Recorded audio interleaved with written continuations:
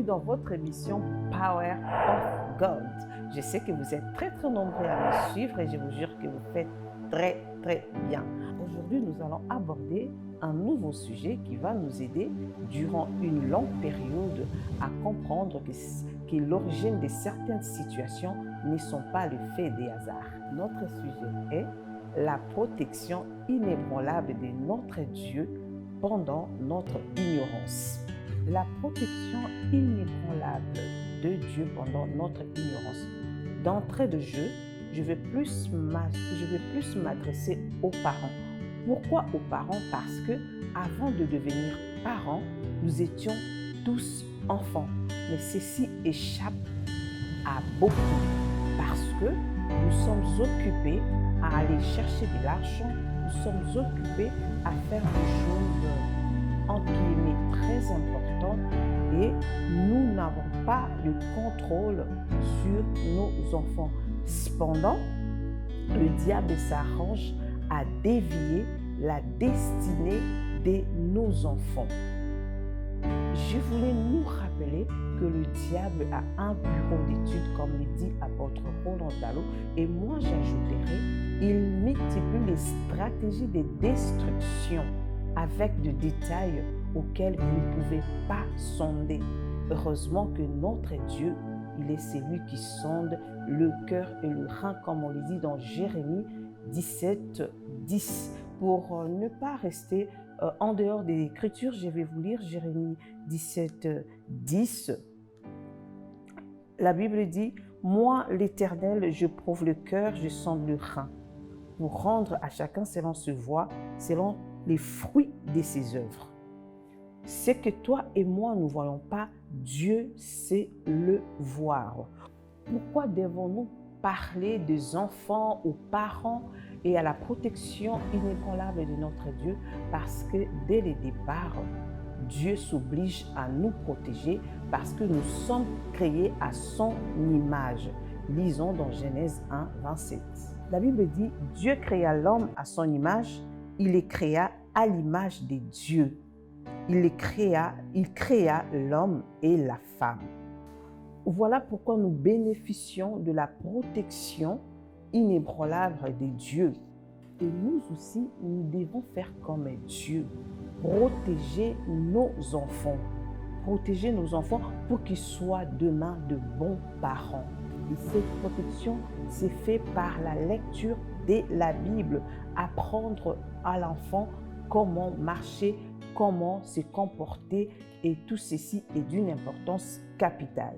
Et la plupart des parents abandonnent à mi-chemin, abandonnent pendant un moment faute des occupations. Et ces moments qui nous échappent, ces moments n'échappent pas au diable. Certains combats spirituels sur lesquels nous luttons aujourd'hui sont peut-être de portes ouvertes durant notre enfance. Et ceci nous rattrape parce que ça n'avait pas été fermé faute de manque d'informations de nos parents. Ça, je peux souligner, tout enfant est hypocrite et tout enfant a peur de raconter une situation qu'il découvre à son parent, et ce manque d'informations a fait que cette porte ouvre d'autres portes de combat. C'est pourquoi la Bible nous dit dans Proverbe 22:6, je préfère le lire pour ne pas sortir en dehors des Écritures.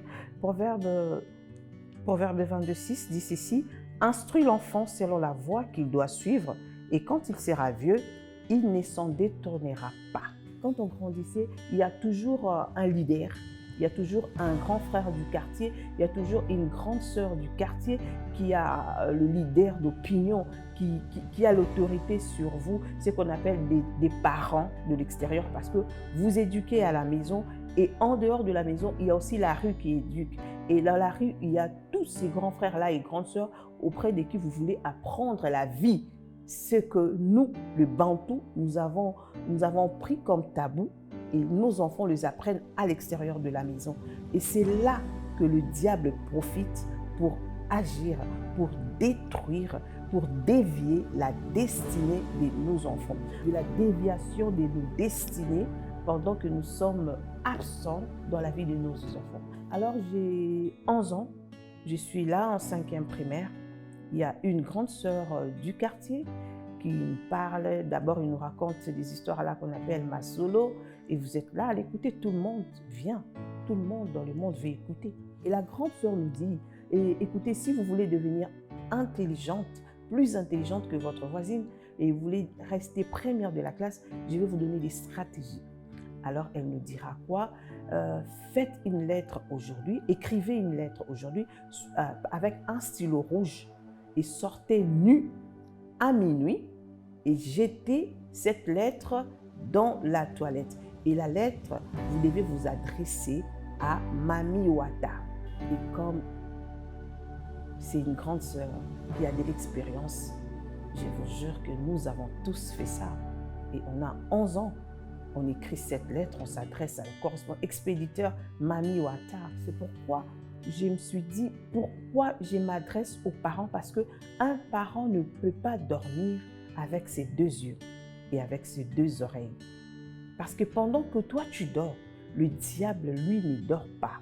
Il a ton horaire et il exerce à travers ces leaders d'opinion qui sont dans les avenues, qui sont autour de nos enfants pour détruire la destinée. Et je vous jure que cette nuit-là, nous tous, nous sommes allés jeter cette lettre. Et va savoir si certains combats de nos vies ne viennent pas de cette lettre. Parce que pendant que nous ignorons, le diable, lui, exploite cette lettre à sa manière. Heureusement, Dieu, étant souverain, est venu dans nos vies pour nous libérer. Et lorsque vous recevez Jésus-Christ comme Seigneur et Sauveur, il vous dit simplement qu'il n'y a aucune condamnation pour ceux qui sont en Jésus-Christ. C'est pourquoi, et j'aimerais partager quelque chose avec certains parents. Ils sortent de prière dans Jérémie 33, 3. La Bible dit, invoque-moi, je te répondrai. Je te révélerai des choses cachées, des choses que tu ne connais pas. Et selon différentes versions, nous savons ce que ça dit. Mais moi, je viens remplacer ma situation à ce verset. J'ai dit, Seigneur, révèle-moi des choses cachées de moi que je ne connais pas en tant que mère. Et révèle-moi aussi des choses cachées de mes enfants que je ne connais pas en tant que mère. Je vous jure que ça ne rate pas. C'est pourquoi je m'aimerais bien exhorter à tous les parents, prions pour nos enfants, car leur destinée dépend de nos prières, de notre protection dans la prière, parce que nous devons faire comme Dieu. Merci de m'accueillir chez vous et laissez que l'atmosphère divine règne dans vos maisons et que la main protectrice de Dieu soit sur vos enfants et que Dieu vous bénisse.